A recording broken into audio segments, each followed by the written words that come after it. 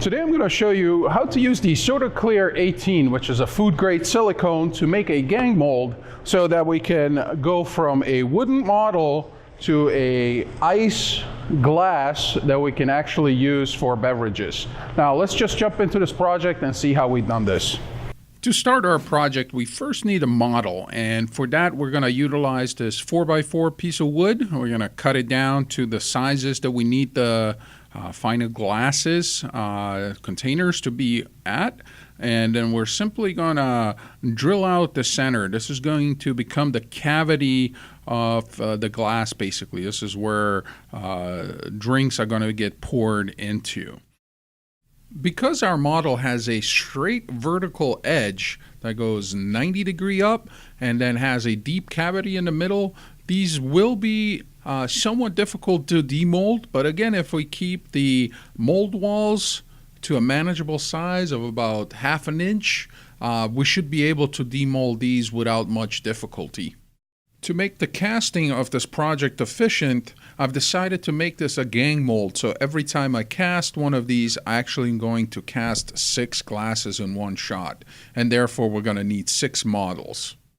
And then before we proceed to making a mold, we got to think that the wood is a porous product. It's a porous material, so we need to seal the wood, and for that we're going to be using the sonite wax.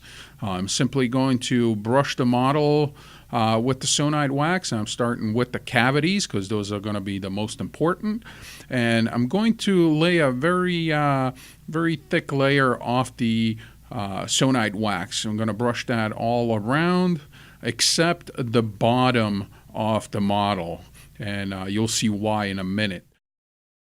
Sonite wax is now allowed to soak into the wood for about 20 minutes.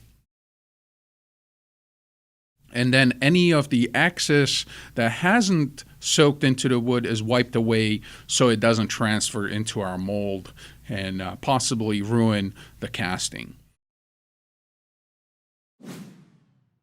Now, once the models are prepped and ready to go, we're going to adhere them to a working surface.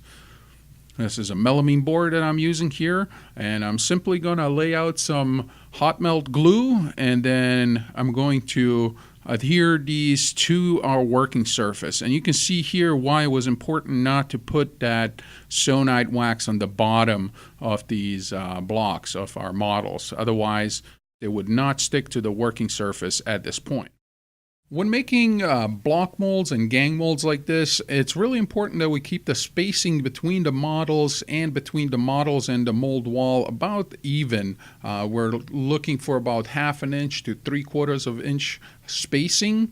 That's going to also facilitate the demolding of the castings out of this mold so much easier.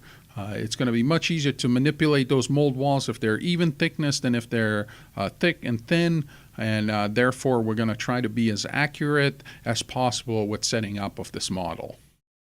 Now, the reason I'm using plexiglass here is just simply that you guys can see into the mold. That's it. Now I'm going to follow up and use the hot melt glue and go around the perimeter of our mold box here. Make sure that nothing leaks out when we go to actually pour the material. Now, the product we're using for this project is the Soda Clear 18. This is a translucent platinum silicone. It's an 18 diameter. But what's really important for our project is that this is a food-safe material, so we can use it for food-related projects, such as the one we're working on. The product does go up in temperature up to 450 Fahrenheit, so it is also safe to use for baking. Now, this is a 10:1 mix ratio, so we're going to use an accurate gram scale to dispense the part A and part B. And once you do have the material dispensed, we're going to follow the basic mixing procedure that we always do here. Scrape the sides, scrape the bottom of your mixing container. And one thing that I like to do on these important projects is called a double mix technique. What you do is you mix your materials and then you transfer them into a second clean mixing container and you give them one more mix, again scraping the sides and scraping the bottom. Now, there is no positive mix indicator when you're working with clear or transparent, translucent material. So it's a good habit to double mix your material to make sure that there is no unmixed part A or part B that makes it into your mold. I'm going to vacuum degas the silicone before pouring it into our mold box. And if you want to learn more about vacuum degassing procedures, just follow the link above. Now the silicone is poured into our mold box setup. As always, pour at the lowest level of your mold and let the material seek its own level up.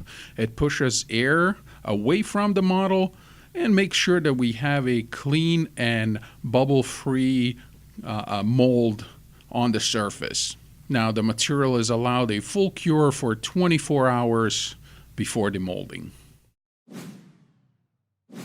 After 24 hours, the material has fully solidified and we're able to take the mold box apart. I'm simply gonna peel these away and then we can start by separating our model, the wood blocks, from the working surface. Remember, we gotta break that seal between the hot melt glue and the working surface. And here is our mold with the models coming out. Keep in mind that whenever you're demolding your models for the first time, you're going to have a little bit of a drag.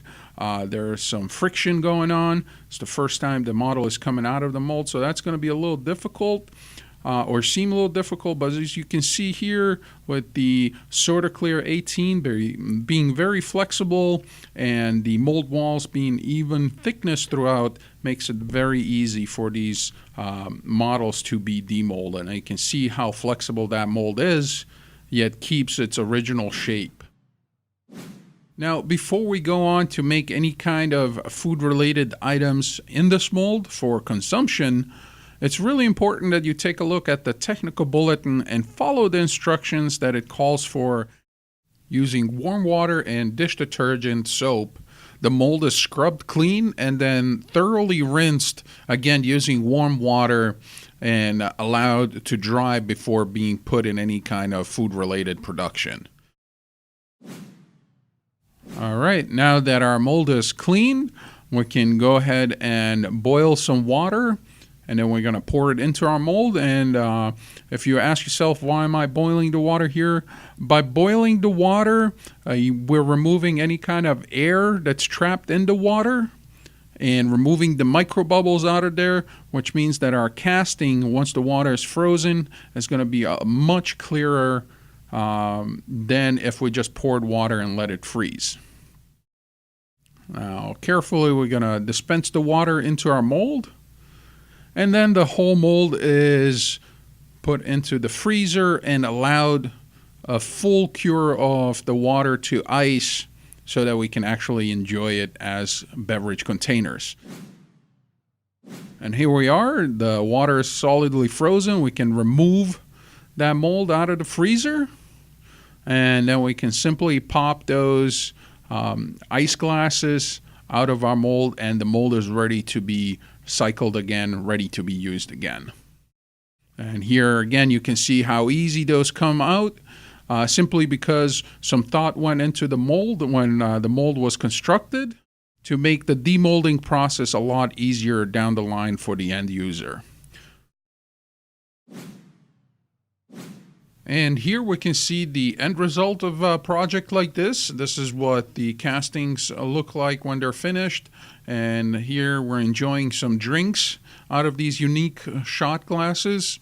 And you can pretty much do this on your own using these techniques and products. Now, if you got inspired by our project and need some materials for your own project, you can visit any one of our distributors around the world.